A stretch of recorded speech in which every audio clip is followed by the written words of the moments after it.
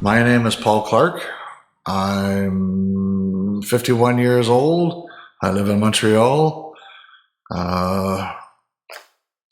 From Toronto. I've been in Montreal since 2004.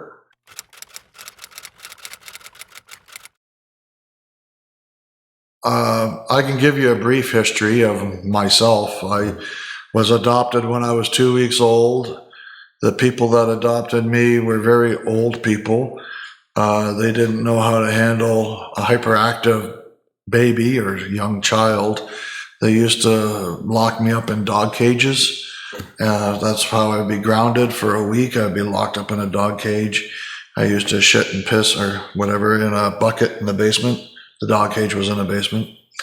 When I outgrew the dog cage, they used to beat me with straps and that, and belts. And my father was a bit of a carpenter. He built a chair with straps on the arms, and I would be locked in the chair in my bedroom. When I was 5.5, they put me in a psychiatric hospital to find out what's wrong with Paul. It just turns out I was hyperactive. And they told them about a place called Browndale. It's a chain of group homes. And I knew about this, and I was getting grounded for a month for throwing a frog. Yeah, silly things. Mm-hmm. So I knew about these places. I said I wanted to leave home. So they said, "Are you sure you want to leave?" I said, "Yes." I was 6 at the time. And I went to this Browndale, and I lived in 21 homes in 10 years. From the age of 6 to 16. When I was 16, I was physically abused, sexually abused, mentally abused from teachers, people from the group home, whether it was the owners or the residents. There was a couple of friends that wanted to help me. They said, "If you ever want to go to Toronto, we'll help you out." So as soon as I turned 16, they said, "Yeah, you can quit school," which I never really went to. And you can tell the children's aid to screw off. So I went to Toronto, and within the first 2 weeks, I was living on the streets as a prostitute. And I stayed there because I started injecting cocaine, and that's when I was 16. And I lived on the streets until I was 19 because I couldn't get a job because I wasn't really an adult. Mm-hmm. And I couldn't get welfare because I wasn't an adult. I had to wait till I was 18. So I finally went to drug rehab when I was 19, and I went to like 3 different places. When I went to the first place, I went to the States. Back in the day, they used to send Canadians to the States for drug and alcohol rehabilitation. And when I went to, this is 1989, when I went, and I found out I had HIV when I was there, so they had to fly me back. I couldn't finish my treatment. I was supposed to be there for 6 weeks. I was there for 2.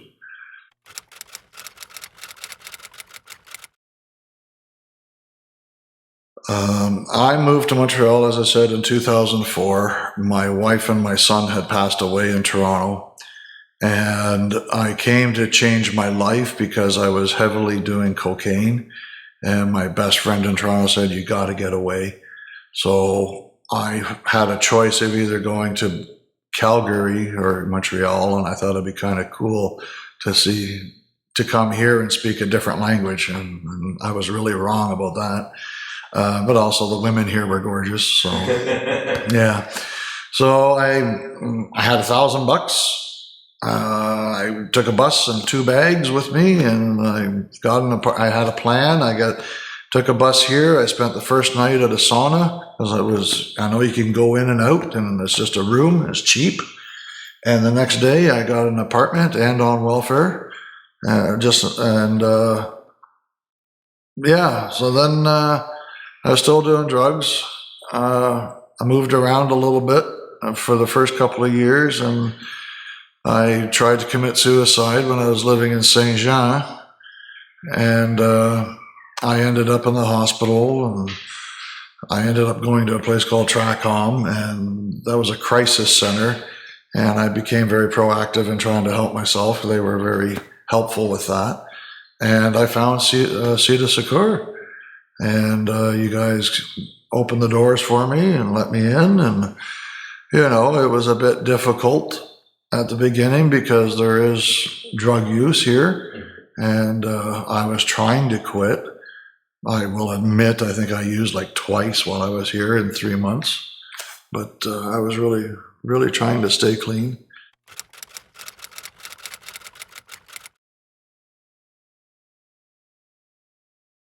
To see this occur, the welcome, as I said, it was open arms. You know, they had their rules, which I was brought up in institutions, so I was very used to that. You know, like they want to keep your money, they want to keep your pills, food at this time. I'm used to that. You know, I've never been to prison or anything. You know, I've never was in jail, luckily. But being in the homes, I was used to that. So this was just a little reminder that, this is how things are run, and it was easy going. I'm a very open person. I get along with everybody. I always have. So whether it's residents or staff at the house, everybody was very accommodating and friendly. I never had any street problems like with drugs or anything. Like when I did use, it was very quick and get it done. But I was near the end of my use at that time. So, as I said, I was injecting cocaine for a lot of years, 25 years, and then I had to go to crack because I blew out most of my veins. So, anyway. 3 months. 3 months? Yeah, the limit was 3 months. That's how long you could stay here for, and I stayed the maximum. And after 3 months, they got me into Maison Lonvaux. I always get that name wrong in French, excuse me. I don't know how to say it properly. Anyway, and I had interviews with the staff at Lonvaux, and they said, yes, you can come. And I lived there for almost 3 years. And I did drugs every now and again while I was there, because I really wanted to stay straight.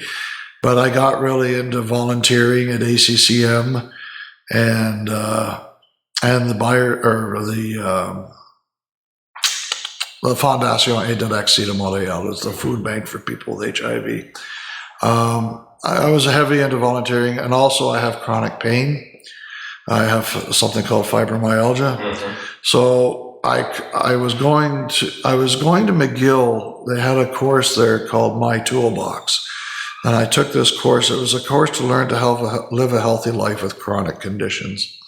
After I took the course, they asked me if I wanted to teach it. So I started to teach it. And then they also had a chronic pain specific course. So I started to teach that too. But after the course, I realized that there was nothing after. There's no real support. Like we had the people that we took the class with that we had phone numbers with, but there was no real outreach. So I decided to create the Chronic Pain Support Group in Montreal.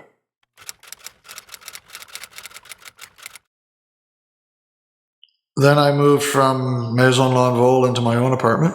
Congratulations. Yeah, I got a 1.5. It was a little hard, you don't have a lot of money when you're paying your rent and you're on disability.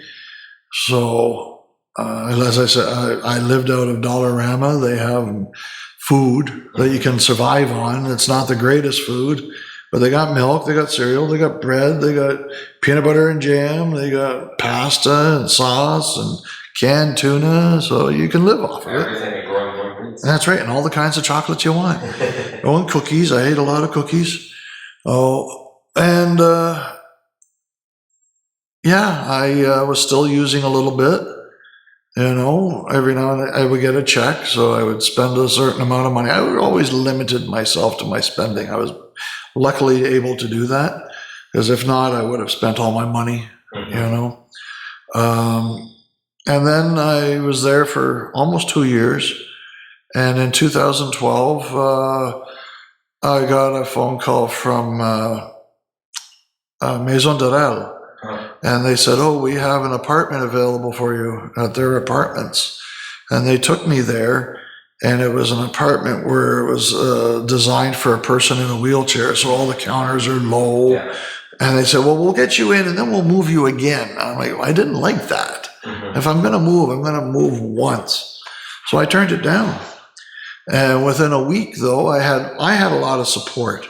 I had the support from Cedar Secours. I have the support from ACCM. I have the support from Maison Lanvaux. And I also have the support from Maison Dodel. Everybody knew me because of my volunteering and stuff. So within 2 weeks, they said, "Oh, we have an apartment for you, Jean-Pierre Valiquette." So that was. Yeah.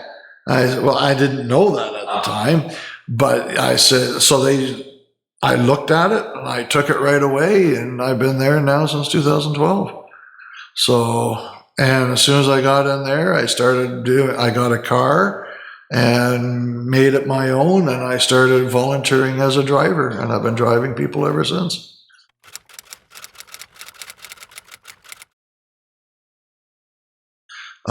I was able to take care of myself. I know what I need to do if I need something. And, I quit drugs right away because I didn't want to screw this up. And I've been clean ever since 2012.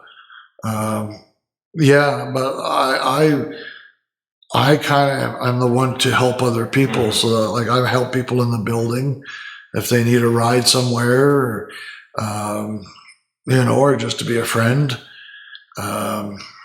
And as I said, I started volunteering as a driver for Chasm as a driver. Yeah. And then I started volunteering for ACCM as a driver. And then I started driving for the food bank, the Fondation Indirect. And then I went to Maison Plein Car, and I drive every day. I have like 2 or 3 clients a day.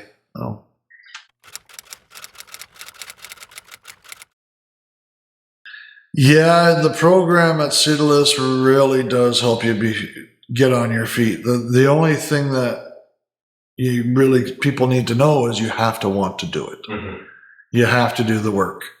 Cedalus will tell you, they're not going to give you nothing for nothing, right? If you do the work, they're more than willing to help you and bend over backwards to get you what you need.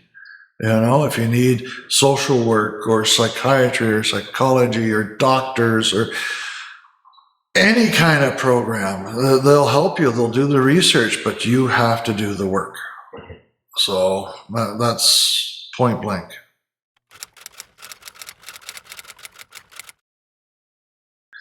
When I came out of here, I came out of Cedar Secours, I kind of wanted to forget. It's not something I was proud of, but I just remember that everybody was friendly. Everybody, as I said, I got along with everybody. I did my chores. I did the meetings, and Jacques Blackburn was funny at the time. He was a good guy. Helen, I think was her name, the one with the dogs, with a 3-legged dog. The dogs loved me. She would come in with her dogs all the time. I don't really remember the residents.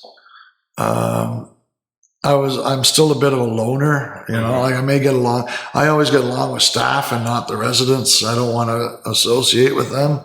I'd rather be with the straight people. But, the whole experience was very pleasant. It really was. It's, as I said, it's what I needed at the right time. And, I was more than happy that you guys said yes for me to move in here.